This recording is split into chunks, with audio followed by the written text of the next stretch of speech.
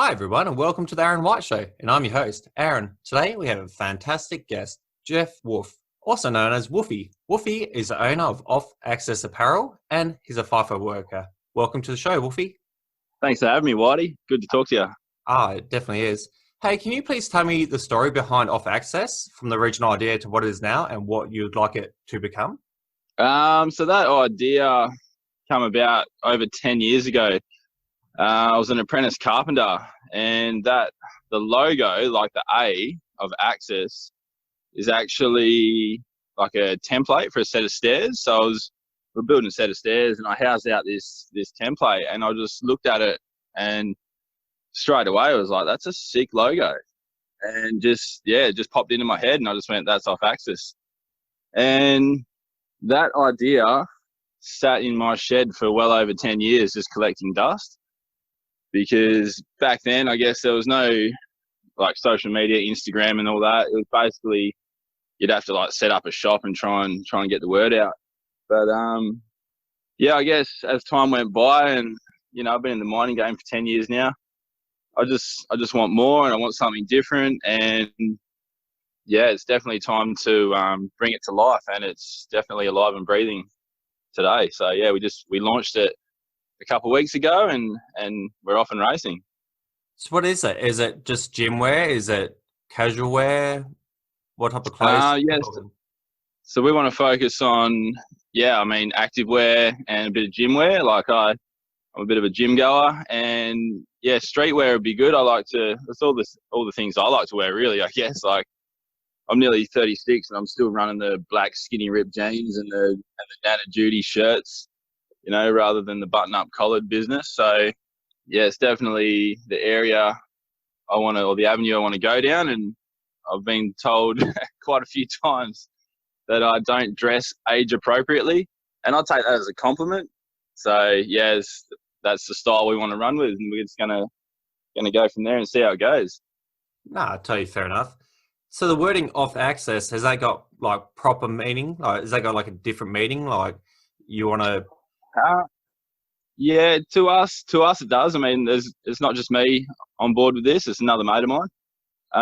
And to us, it has a huge meaning. I mean, you think of the world, right, that we live in, and it spins on an axis, and it's on just the right axis, and everything's alive and breathing and going well, obviously, except for coronavirus.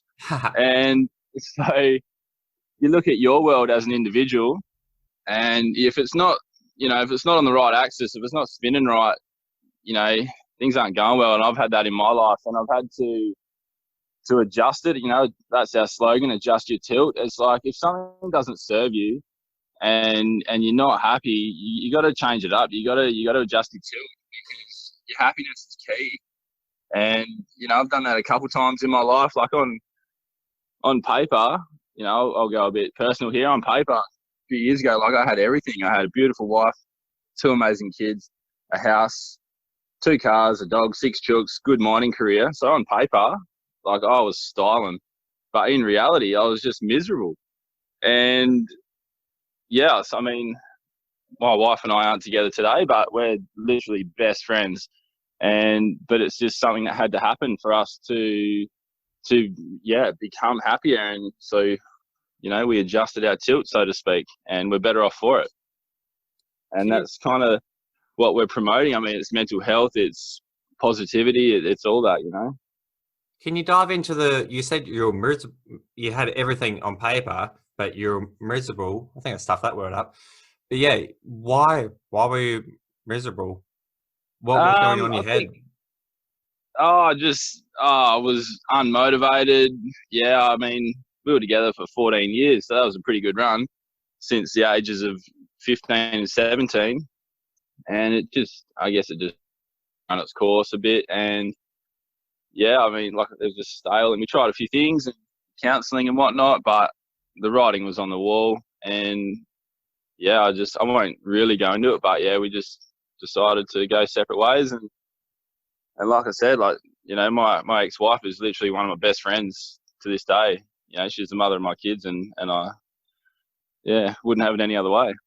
No, fair enough. I know you just said that you don't want to go into it, but do you feel that you grew apart and you become 2 different people they're just basically co-inhabiting as opposed to being in that loving relationship? Or am I? Oh, absolutely. Yeah, because we were together at such a young age and we had kids pretty young. And I think we started off, I was 22 when we had our first child. And yeah, just never got that chance to grow and to find out who we were and things like that. So it's definitely what I needed for myself. I can't really speak for Jay, but I can see that she's better off now and happier, and I fully support what she's doing, and likewise, I'm sure. Once you did separate, did you go off traveling and stuff like that, like trying to find yourself, trying to find what you were missing? Yeah, safe to say I ran amok a little bit, as we all do. But yeah, I did a bit of traveling, I had a good opportunity to go over to Europe. My brother lives over there, so it's always good to get free accommodation when you can. Did a 3-week solo Euro travel, and that was a big experience. You know, you really find out what you're capable of, I guess. Like, I got down to my last 5 Euros, and I was nearly at the point of having to do a runner from a taxi ride. So it's not my usual thing, but you know, you got to do what you got to do. But luckily, I just scraped into the airport with $5 to spare.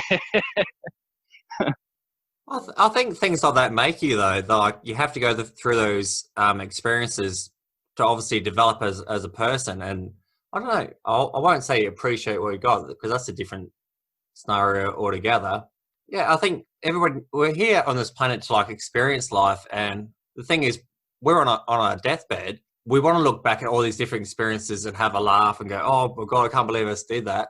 But yeah, I think the more experiences we actually experience a life, the more memories, that's what I'm trying to say, the more memories you can create, the better off you are. That's what I reckon. Yeah, I think definitely, I don't know, I sort of do sometimes look back and go, geez, if I was still in that situation, what kind of person would I be? And it's a scary thought, because yeah, I don't know, I just wasn't happy, and it was just reflecting back on everyone. I sort of say to myself, like, you're only as strong as the weakest link, and I saw myself as the weakest link. Just holding everyone back, and you know, as it is today, like the person that I am today, I feel like I'm the best version of myself, and you know, and then that benefits everyone around me and my kids and my friends and my family. And it's, you know, it hasn't been an easy road to get to this point, but I really wouldn't trade it in, because those hard times do forge who you are today, I believe. Oh, totally. Do you feel your relationship with your kids is better than what it was before? Or? Oh, absolutely. Yep, definitely. You know, they're my son, he's 14 soon, in a couple of weeks, and my daughter's 9. And they're literally my 2 best mates. We do all the same stuff. We love all the same stuff, music. You know, it's just us 3. And I'm very, very protective of that, you know.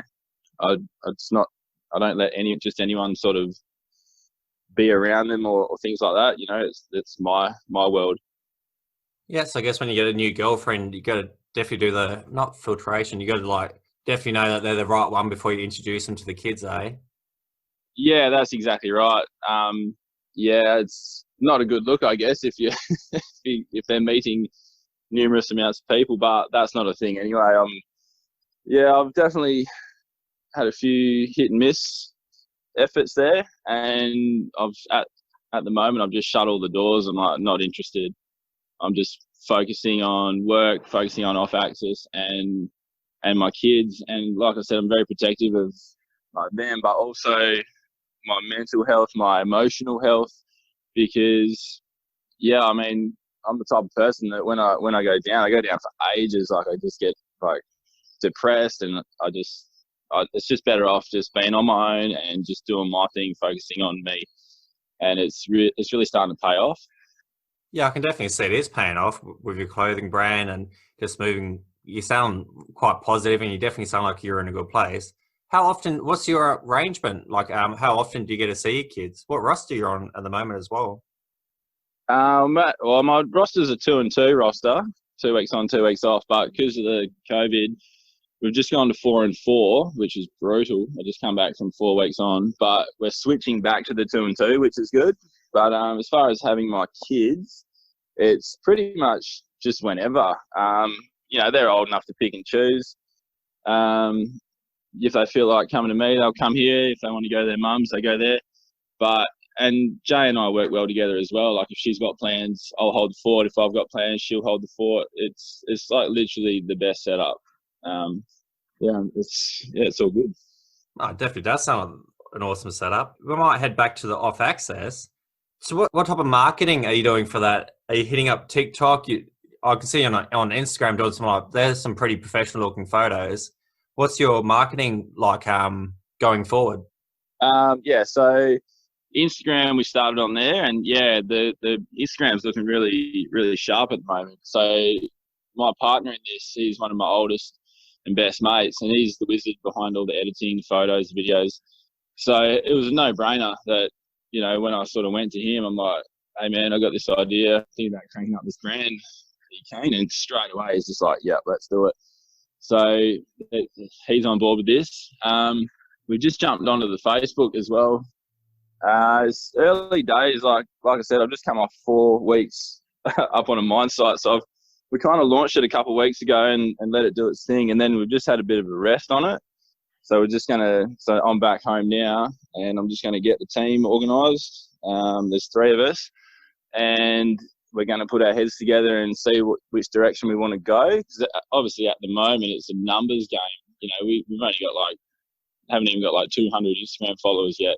So we just want to boost those numbers and get it out there. But TikTok, I mean, that's all new to me. Like I said, I'm nearly 36. I have no idea what TikTok is. So my 9-year-old daughter would have a better idea of how to work that. But I actually do have a couple of mates who are hard on TikTok, and I just laugh at them. But they got heaps of followers. So I'm going to go down that path and just see what it generates.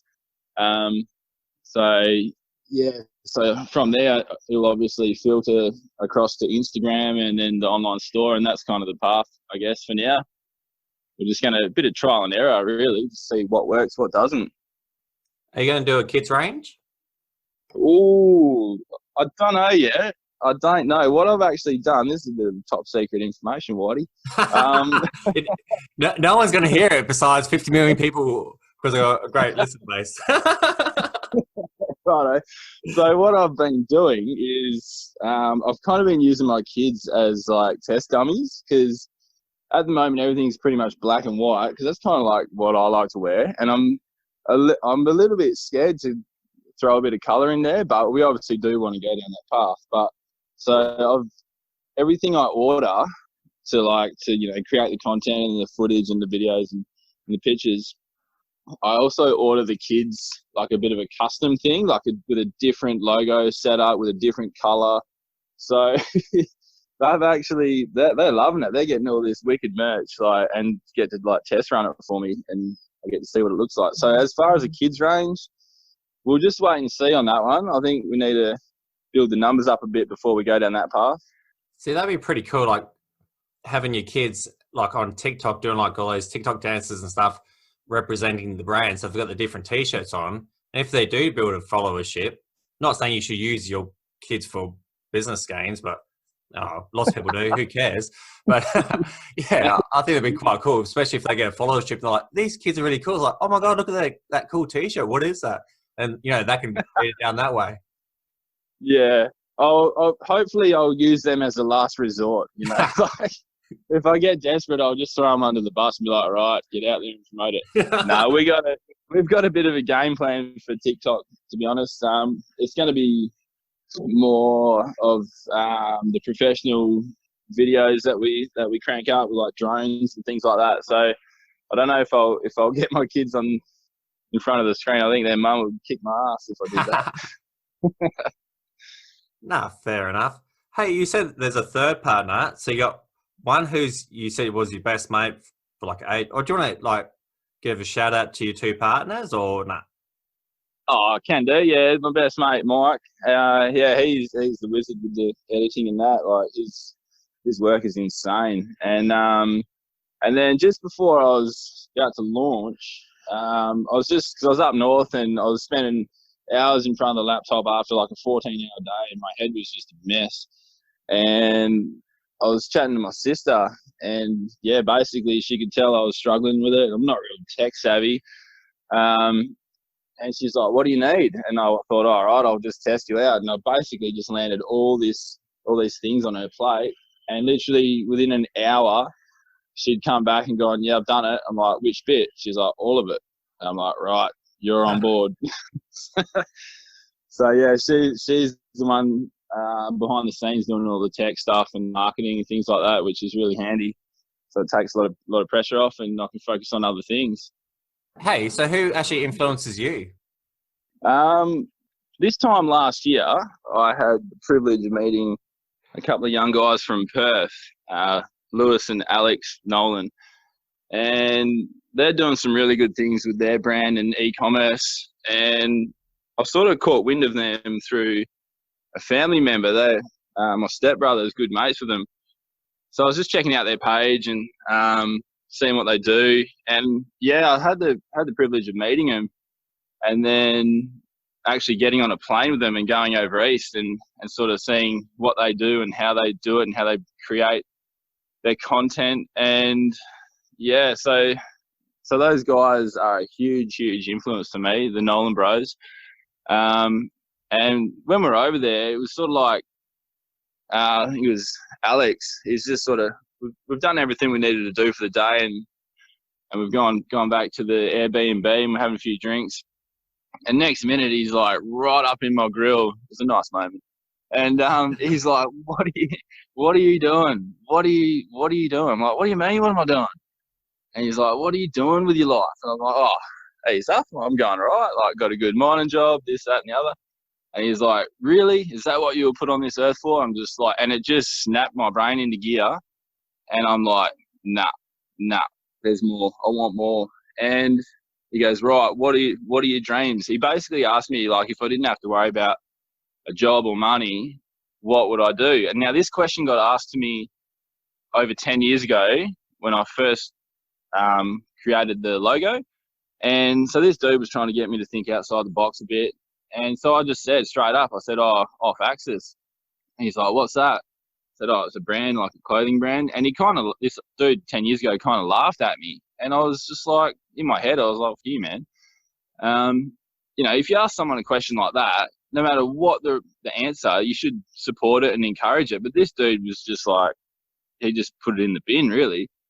And I come away from that going, oh, yeah, what a dumb idea, And like for the next 10 years, yeah, I kept putting on the steel cap boots, the high-vis shirt, and off I went. But yeah, this time last year, the same question basically got asked to me by Alex, and I hesitated a bit because I didn't want to get laughed at, I guess. But then I was like, that didn't last long because I was like, nah, if anyone's going to receive this well, it's these two dudes. And I just said Off Axis. And he's like, what's that? And I explained it. And like, I don't think I explained it too well, but it didn't really matter because he was just like, right, what's holding you back? What's stopping you? Why aren't you doing it? And I was just like, holy shit, like it just snapped my brain into gear. And so, yeah, since then, like I've just chipped away at it, little things here and there. And I was kind of like, along the process, I've done a little bit just to test the waters, and like, because I'm only human, and fear and self-doubt creep in along the way when you do something like this, I guess. Like, and so I'd do a bit, I'd crank up an Instagram page, see what people are thinking, and then it got to the point where like I'd be wearing the shirts out in public, and people would be like, "What's that brand? Like, that's a sick logo." And I just sort of play on it, like, "Oh, haven't you heard of Off Axis?" And like, so basically, it just got to the point where I was like, "Right, enough's enough. It's time to put all that fear and self-doubt in the bin and just go for it." And we did, and it's alive and breathing. And I've got a lot of people to thank. I couldn't have done this on my own, and the Nolan Bros are a huge influence to me on this. So what are the Nolan Bros? Are they motivation? Are they a clothing brand? What are they? That's a good question. So someone asked me not long ago, what do they sell?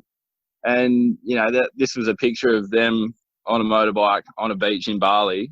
And so they're like, what are they selling? Shirts, motorbikes? Do they sell an island? And that, I was just like, nah, they sell a message. And like, if literally just jump on their page and check it out, it's insane. Like, yeah, there's the message they put out is just beautiful. They're a gift to this world. They really are, those boys, and they're doing good things, big things coming their way. One thing that you said, which I thought was really cool, was you tested the market. You didn't go out there, chuck in 20, 30 grand to make a clothing brand that nobody wanted. You made these T-shirts and you went out there just wearing it yourself. And as you said, people come up and go, oh, what's that brand? So you actually test the market, which is like a really clever idea. Instead of lots of people just go full tilt and then just like, chuck all the money into it. And then like, oh, why did this not get received the way I wanted? It's because you didn't play test the market. So I thought that was really clever what you did. And the one thing like with the activewear, I got one of my friends to wear it and then go. I went and trained with her at the gym, and I swear to God, I've never seen so many necks snap towards what she was wearing. Like all the guys were just like, "Holy shit!" And it was like the top, the bra is quite, I guess, revealing / raunchy. Like when I had it all delivered and I saw it in real life, I'm like, oh, geez, that's a bit full on. But it gets good response in the gym. It gets people turning left and right. That's for sure. But I just love it just looks sharp. Like the little subtle logos on it, they just look wicked. And everyone's like, how do I get my hands on this? And that's why before we launched, I kind of like simmered it down a bit. I was, because I was just getting too many people like, how do I get a shirt? How do I get a singlet? How do I get some activewear? And because I didn't have the stock there at the time, and it was kind of annoying having to be like, oh, it's not ready yet. So I just kind of like went about it a bit quiet towards the end there, and then obviously we launched it the other week, and it's like, all right, game time, let's go. Hey, so if they actually want to order some of your gear, where would they actually go? What's your website and what's your Instagram and social media and everything? So Instagram is Off Axis Apparel. And then, obviously the link is in the bio. It takes you to the store. Or if you're just on the desktop, just punch in www.offaxisapparel.com and that'll take you to the store as well. And, with every platform, I guess there's a link to take you to the store, like it's on Facebook as well. But, that's pretty much it. That's sweet. So what's in the future for you, Wulffy? What goals and stuff you got in place? Well, ideally, I'd like to hang up the mining boots. That'd be nice. I've been in the game for 10 years, and it's actually the position I'm in at the moment has actually been really good for me. Like as far as when you're uncomfortable, you get hungry, and the site that I'm on now, like I hate it with a passion. But that's a good thing. I'm all about perspective, and I always take a positive out of a negative, no matter how negative. You always, even if it's like a lesson learned or whatever, you got to take it and use it. And the site I'm on now has driven me to think outside the box, try something new. I just want out, because I know that if I stay in the game, I'm going to wither away and just end up like a grumpy old mining man, and nobody wants that. No, it's definitely good. As you just said, you need that push. If it was a cruisy site, you wouldn't do that little bit extra. You might not have built the clothing brand because like, nah, I'm fine cruising along as I am. That's giving you that extra push. So it's actually a blessing in disguise. So it's actually a good thing that you're actually going through this. Yeah. So like at my last site, I was there for nearly 9 years, had such a good run. But I was comfortable. I was really comfortable. And I don't think I would have cranked up Off Axis if I was still there, to be honest, because it was so cushy, like it was enough.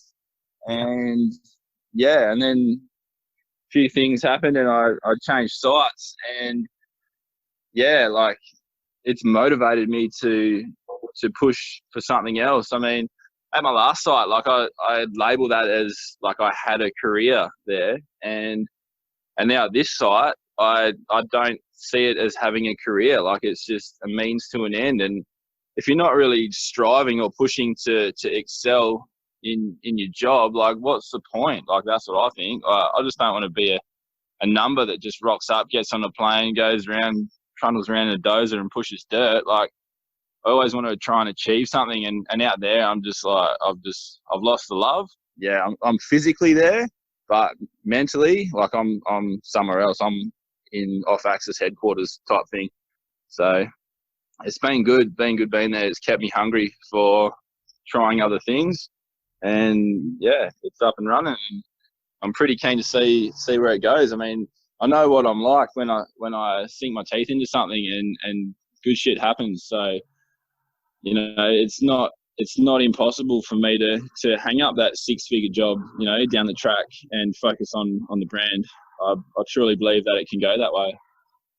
No, that's awesome.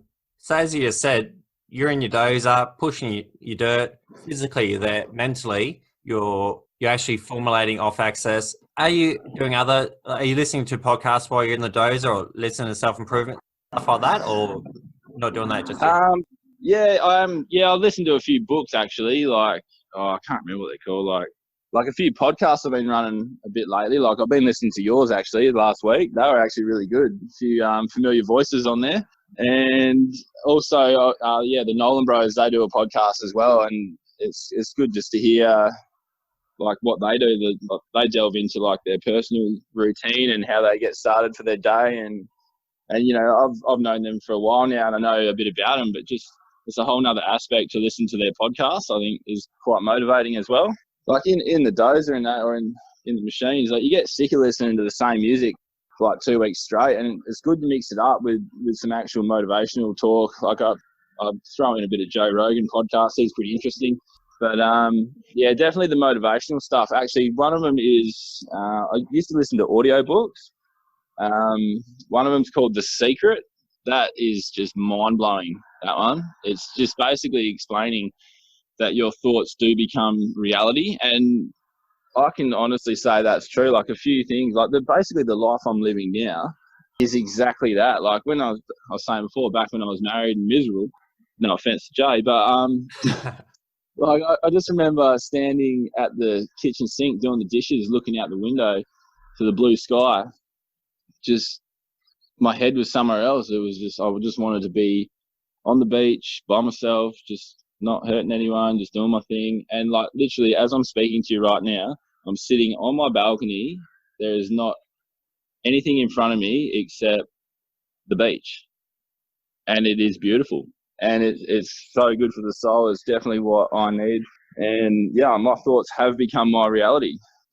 Well, that's what they say. That's the big thing with like The Secret and stuff like that. If you can see it in your mind, you can make it happen. Yeah. You can create it. That's right. The only thing that secret is missing is basically you got to work for it. That's the number one thing. With A Secret, when you read the book and that, it's all about manifesting or doing it in your mind. But you could, the way The Secret's written is you could sit in your spare room, picturing $10,000 checks coming through into your letterbox. You can, you know, picture it, but you can manifest. I won't say manifest. You can picture that in your mind as much as you want. But if you don't actually get off your ass and work for it, they're not going to come. So for all the people that actually are big believers in The Secret, remember, you actually got to work for it. Nothing comes free. You got to get off your ass and do it. Even if it's just one little thing, you stack those little things on top of each other. Before you know it, those little things become a big thing. It's like the old saying, how do you eat an elephant? You can't just eat it all in one sitting. You eat it one bite at a time, one thing at a time. So anything you can take away from this podcast, this is for the listeners, is just do one little thing today. If you want to write a book, just buy an exercise book or write one sentence. Just do one little thing and just keep stacking those little things on top of each other. Then before you know it, you're going to be like Wulffy. You know, 10 years ago or whatever it was, you're looking out the window going, wish I was bloody looking out at the beach doing this. Boom, fast forward, because he's made the effort. He's stacked all those little wins, and he's got where he's wanting to go because he's stacking those little things. So you can get where you want to be, but you just got to work for it. Just do those little things. That's what I'm saying. We're about to run out of time. Oh, sorry, you go. What are you about to say? Oh, no, I was going to talk about the elephant comment. I've never heard of that. No, you're right. Oh, yeah, that's an old one. Yeah, I think it's a good one. Oh, another one. Have you heard this one? I've got a couple minutes. So you got a big-ass elephant, and, you know, you go to the zoo, you see the big-ass elephant, and he's tied by a rope to a little star picket. and you know that elephant can rip out that star picket. But the thing is, what they do this with tigers as well. I'll give you scenarios. What they do is when the elephant is little, they put this big heavy chain around his neck, and they tie it up to like this really heavy stake or a tree or whatever, something really hard, and the elephant pulls and pulls and pulls, and he can't like free himself. So mentally, he imprisons himself, going, "I've got no hope and I've got no chance to fight against this." So he gives up in his head. So he just stops fighting. So then make the chain a little bit lighter, before you know it, you just got a rope and the little star picket. But because he's already given up in his mind, and he's like, "No, I can't do this." He's already So one little thing like that. And also, I went to Thailand, and you know how they got those tiger parks where the trainers are like, making the tigers jump through hoops, and they're treating them like little cats. What they actually do is they raise those tigers with pigs, and the pigs have little tiger jackets on, so that the tiger cubs actually grow up thinking that they're a pig. That's why you can push those tigers around. They don't actually realize that they're a fierce, powerful creature. They think they're a bloody pig. Yeah. So and lots of people are like this. You'll meet so many people in your life. It's like, dude, if you actually work, expand. You're built for, as these Nolan brothers are saying to you, you're put on this earth to do something awesome in this life, but you're surrounding yourself with small-minded people, and so you don't actually grow yourself. You get in a comfort zone, and you become one of these small-minded people. You think, this is life. I'm just going to have a couple of beers on the weekend, but I'm living the dream. It's like, bloody hell, mate. If you just want to step up, you can actually do something with your life. That's right. That's my 2 cents. No, that's right. Because when I sort of caught wind of those boys, I was just like, in my mind, I was always like, I just want something more. I just need to be around people that are just motivating, and my mates are awesome. I love them to death. But I was just, I saw these boys, and I was just like, right, I need to meet them. I need to pick their brain. I wanted that for myself. And they're the type of dudes that they'll talk to anyone. You message them or whatever, they'll respond. Like, they're just the most humble dudes. And I was just like, it's so good to be able to call them a friend. It's really good. No, it's awesome that you're actually surrounding yourself with these positive, motivating people. It's definitely going to bring you up to their level, as opposed to the people that have been hanging around with that pull you down to theirs. So it's good that they're pulling you up to theirs. Is there anything else you'd like to share with the audience before we wrap up? No, that's pretty much it, Whitey. I'll give your Off Access a plug again. Where can they find it online? So Instagram, Off Access Apparel, and then obviously the website, offaccessapparel.com. Awesome. And for the listeners, I've actually got a shirt, and it's pretty bloody cool. Yeah, so we'll wrap it up here. Thanks for coming on the show, Wulffy. Did you have fun? Yeah, that was wicked, mate. Cheers for that. You're most welcome. Well, like I said, that's a wrap, and I'd like to thank Wulffy again for coming on the show, and I'd like to thank you, the listener, for listening. Please tell a friend about the podcast, and have a fantastic day. All right, bye.